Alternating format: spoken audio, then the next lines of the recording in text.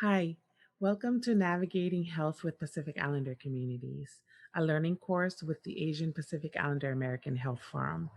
My name is Alice Tulua, and I'll be walking through this 6-module learning course with you. Health is one of the most important issues for Native Hawaiians and Pacific Islanders in the US. And the pandemic has absolutely brought more visibility to the health inequities that exist in our communities. In order for us to move towards greater health equity, there needs to be a fundamental understanding of who Pacific Islanders are, our history, and the current state of health work that is happening in our communities. This first module is going to focus on the people, and I hope to introduce you to who Pacific Islanders are and where we are from. Um, the objectives of this first module is to increase knowledge of who Pacific Islanders are and also increase understanding of where Pacific Islanders come from. But first and foremost, as protocol in our Pacific Islander cultures, we must make some sacred acknowledgments. Um, First and foremost, I want to recognize the fact that as a Pacific Islander, we are settlers in this country. And I want to pay my sacred acknowledgement to this land that we currently are settlers on and the indigenous peoples whose land we are currently on. No matter where we are in this country, we are settlers and we must pay our respects and ask for permission of the people whose land we are on. Secondly, I want to make sure that I pay my respects to our Pacific Islander elders, some who are still here with us today, some who have passed on, who laid the foundation and paved the path for people like me to come and continue the work in community. Last but not least, I want to acknowledge and pay my respects to the current leaders in the Pacific Islander community who continue to fight every day to be a voice and to bring resources to our people. Thank you for everything that you've done to help elevate our community. Who are Pacific Islanders? So you might need to pause this video, but I'm going to ask you to write down the first 3 things that come to your mind when you hear Pacific Islander. So if you don't already have a piece of paper and a pen, you can pause the video and go get a piece of paper and a pen and just write down the first 3 things that come to mind when you hear Pacific Islander. Now, most people have not heard of or don't know who Pacific Islanders are. And those who might have heard of Pacific Islanders, there are definitely some prevalent stereotypes about who Pacific Islanders are and where they come from. And I think this quote from Teresa Siangatonu's poem, Atlas, highlights some of these stereotypes. I'm just going to read this quote, which is a snippet from her poem, Atlas, which you can find on YouTube. I would recommend you look it up and so you can hear the beautiful and poignant poem that Teresa has given as a gift for us. But this is a snippet from it. How everyone is beginning to hear more about your islands, but only in the context of vacations and honeymoons, football and military life, exotic women, exotic fruit, exotic beaches, but never asks about the rest of its body. What I hope to provide in this first module is maybe a little bit more information about maybe some of the information that makes up the rest of this body of people. Now, the US Census definition of who Pacific Islanders are fall under the racial category Native Hawaiian and other Pacific Islander, which refers to people having origins in any of the original people of Hawaii, Guam, Samoa, or other Pacific Islands. Pacific Islanders include diverse populations that differ in language and culture, and they are categorized into Polynesian, Micronesian, and Melanesian. Um, these categories were actually given to the region by a French navigator whose name I don't even know how to pronounce. Um, but these are the terms that have been used to organize our islands into categories. And although these are the categories that we have commonly used for many, many years, um, there has been recent movement away from using these terms.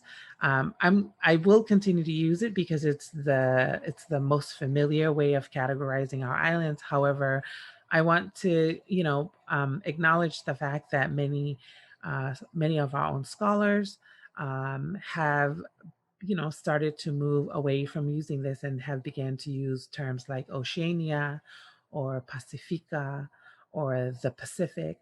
And so if you hear those terms, it is referring to the same region. The other thing that I want to at least state here is I will be moving forward just using the term Pacific Islander. I will mention Native Hawaiian very specifically, but I am also moving away from speaking on behalf of Native Hawaiians.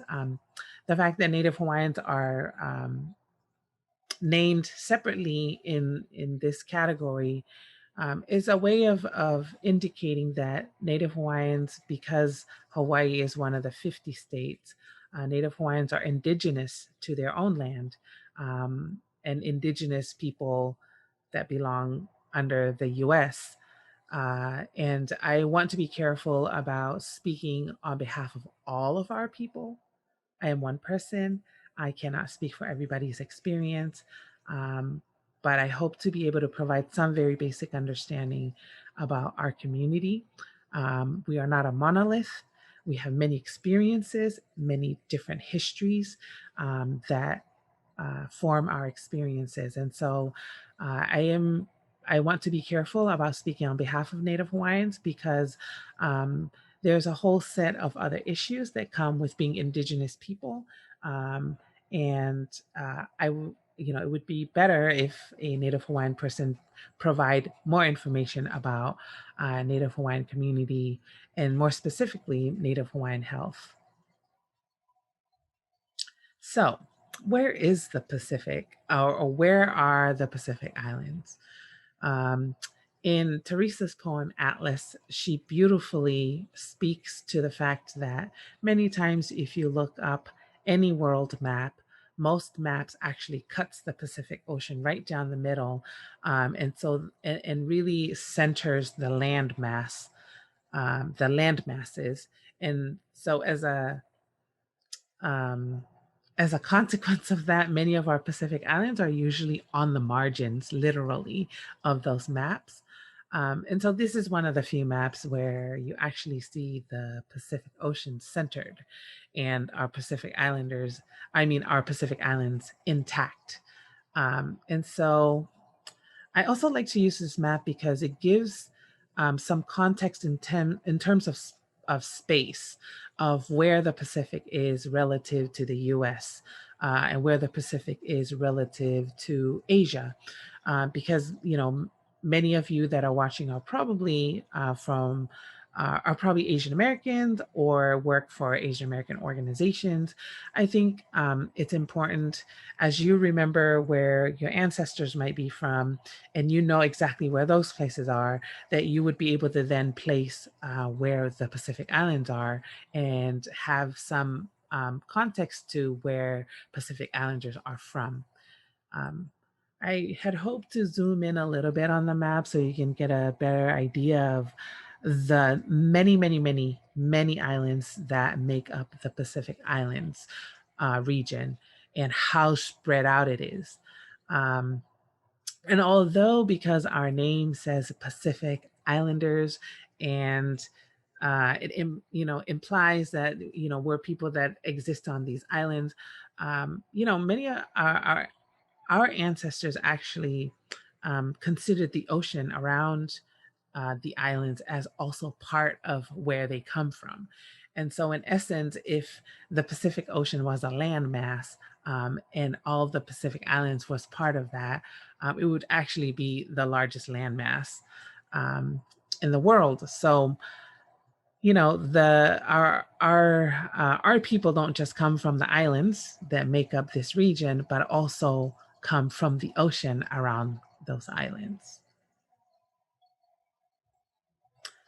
Okay, so I'm going to dive into what islands belong under these main categories that I mentioned earlier. And I'll start with Melanesia. So, Melanesia was given that name because I put in quotes here melanin islands, but essentially, many of the islands that have darker skinned Pacific Islanders are grouped under this category. Um, so this includes Fiji, Papua New Guinea. I feel uncomfortable even saying that. West Papua, Solomon Islands, Vanuatu, and New Caledonia. Of course, these are some of the major islands that fall under this category, and there are many, many other islands that are not named here. Um, but as I share about these main categories, I have chosen to show pictures of some of the things that are happening that have impacted, you know, those regions. And the picture here is from a march um, to fight for the freedom of West Papuans. Uh, West Papua, let me see if I can go back to this map. So when you're looking at this map, you can see here New Guinea is cut in half, and Papua New Guinea is in the green. West Papua is in pink.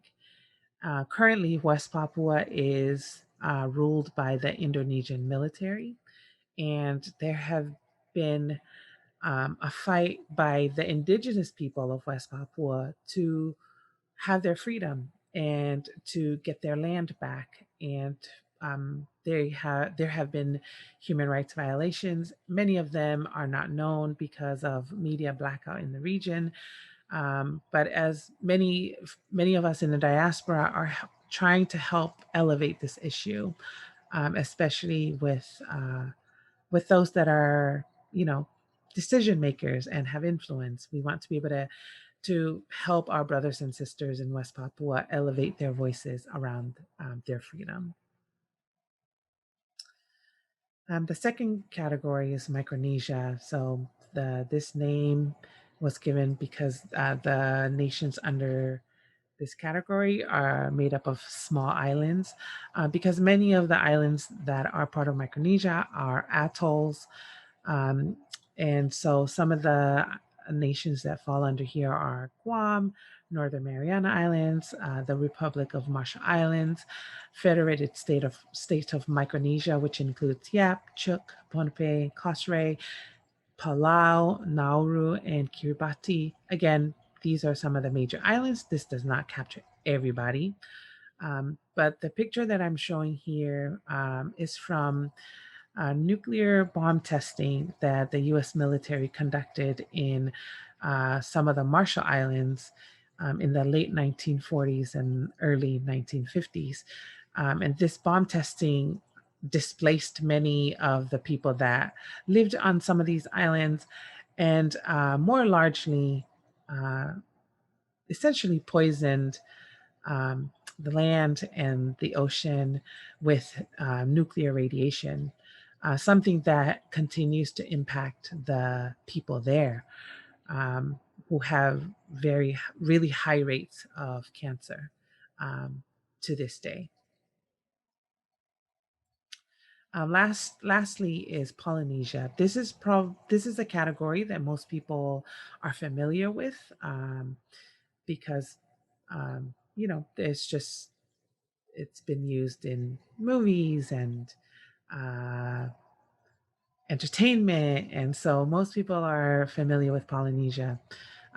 It's given the name because the nations that fall under this category are made of many islands, and Polynesia includes Hawaii, Aotearoa, which is New Zealand, Samoa, Tonga, Rapa Nui, Cook Islands, French Polynesia, Tuvalu, Tokelau, and Niue. Um, the picture that I'm showing here is from 2005. And really, what you're seeing here is the impact of climate change. And this isn't just happening to the islands of Polynesia. I put this picture here because I believe this is in Tuvalu. But in fact, climate change is already impacting um, all of our islands in the region, not just isolated to Polynesia, but many of our Micronesian islands who that are low-lying islands are already impacted by sea level rise due to climate change. And this is something that many of our Pacific islands are fighting for at the global level. Okay, so many of our islands, most people associate Pacific islands with beautiful beaches and in fact, many of our islands are made up of volcanic formations. So many of the Hawaiian Islands are out of volcanic formations, which ends up creating a completely different landscape than what most people would expect in the Pacific. So many of our islands that are from volcanic formations have beautiful mountain ranges and really rich rainforest with diverse plants and animals. And it's not something that you generally think about when you think Pacific Islands, but many of our islands that have been formed out of volcanic formations have these very different land formations. And then, of course, on the other hand, some of our islands are made up of coral, and these are some of the islands that are more flat, that are more low lying, that are more prone to the changes due to climate change. These are from the, some of the Marshall Islands, and many of them are atolls. And so really are really at risk for sea level rise impacting the lives of the people there. So I think, we've come kind of to the end of this first module, which is just introducing you to, who the people are and where they're from, and where, many of us that are in the diaspora here in the US are from all of these places. And so I hope that gives you a little bit better understanding. So before we end the module, I want to do a little bit of knowledge check. Oh, I forgot to share this. Um, this is something I touched on a little bit earlier when I was looking at the map. And this is just a quote from one of our well-known scholars, Dr. Eperi Haofa, who said, I have just used the term ocean peoples because our ancestors who lived in the Pacific for over 2,000 years viewed their world as a sea of islands rather than as islands in the sea. And so this really goes back to what I had said earlier, that many of our ancestors didn't just call themselves as people that are from the islands, but are also from the ocean around those islands. So just wanted to, close out with that emphasis of where we come from as people. So I'm going to do a little bit of knowledge check to see how much you retained in this first module. So this first question is, what is the official census category that Pacific Islanders fall under? A, Native Hawaiian and Pacific Islander. B, Native Hawaiian Pacific Islander. C, Native Hawaiian and other Pacific Islander. Or D, Pacific Islander.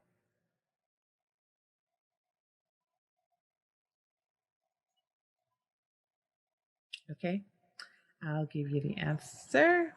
The answer is C, Native Hawaiian and other Pacific Islander. Okay, I hope you got that correct.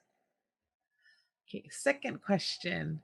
What are the three categories that the French navigator organized the islands into? Oop, I have a typo there. It's okay.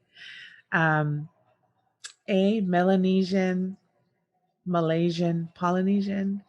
B, Micronesian, Indonesian, Polynesian, C, Melanesian, Micronesian, Maori, or D, Melanesian, Micronesian, Polynesian?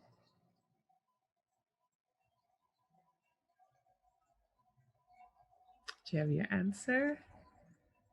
Okay. The answer is D. And I hope that you got that one correct since I spent a little bit more time on those. All right, last one. Which of these is not considered part of the Native Hawaiian and Pacific Islander definition as provided by the US Census?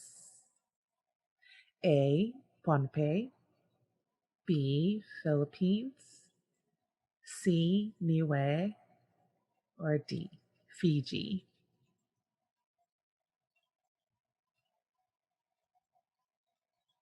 You have your answer?